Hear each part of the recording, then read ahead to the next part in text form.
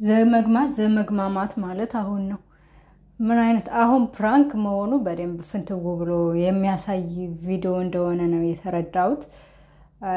ቢሆንም ግን በዚህ ልክ ትዳር ላይ ቀልድ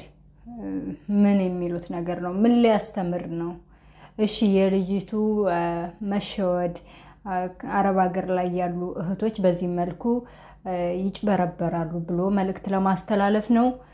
ለማለት እንውሰደውና ግን ትዳር ላይ ደግሞ ነፍሰ ጡር የሆነች ሴት ጓደኛዬ ነው ያለች አንድ ቤት ላይ ይደብራል ነው ወይስ ደግሞ እውነተኛ ታሪክ ታውኑልን ተብለው ድርሰቱ ተሰጥቷቸው ነው እኔ አላቅም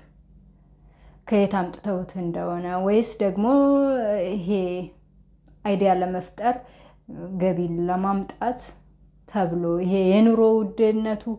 አስጨለለን መሰለኝ የምንሰራውን ነገር ቆም ብለን ብናይ መልካም ነው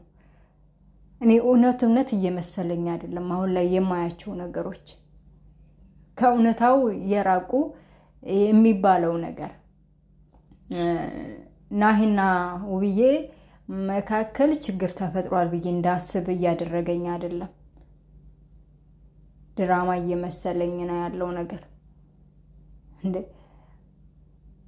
ሰው ቀለበቱን እጁ ላይ አድርጎ የተከበረ ትዳር ይያለው ጓደኛዬ ነች ጓደኛዬ ነው ወይስ ምን አይነት በቀል ሊባል ነው ራስን መበቀል ይባላል ይሄ ሰውን ተበቀልን አናደድን ሲባል የሆነ አጋራችንን አናደድን ስንል ራሳችንን ነው እየጎዳን ያለነው በውሸት የእውነት ጓደኛ አሁን እንደ የእውነት እንኳን ተጣልታችሁ ቢሆን በዚህን ሰዓት ጓደኛ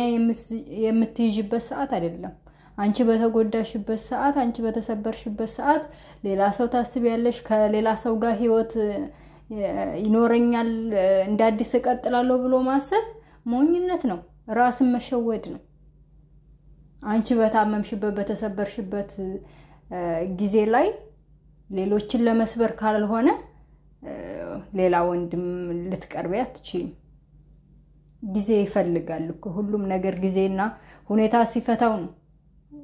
ህይወት ይቀጥላል ቢባልም እንኳን ጊዜውን ጠብቆ ነው ሊሆን የሚችለው እንደዚህ ባስቸኳይ መቶ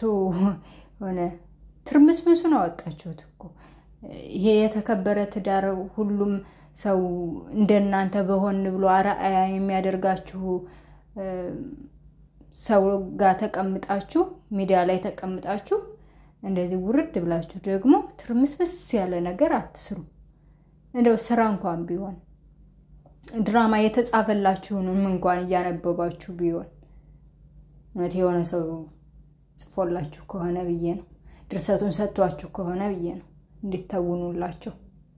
ሊሆን ስለሚችል እንደዚህ አይነት ባለ ታሪኮች ሊኖሩ ስለሚችሉ እነሱ ማውጣት ያልቻሉትን በሰዎች እንዲወጣ በሰዎች እንዲታወንላቸው የሚፈልጉ ሰዎች አሉ እንደዛ ከሆነ ግን በተደረገ የዚህን አክል ቀልድ አይሰራም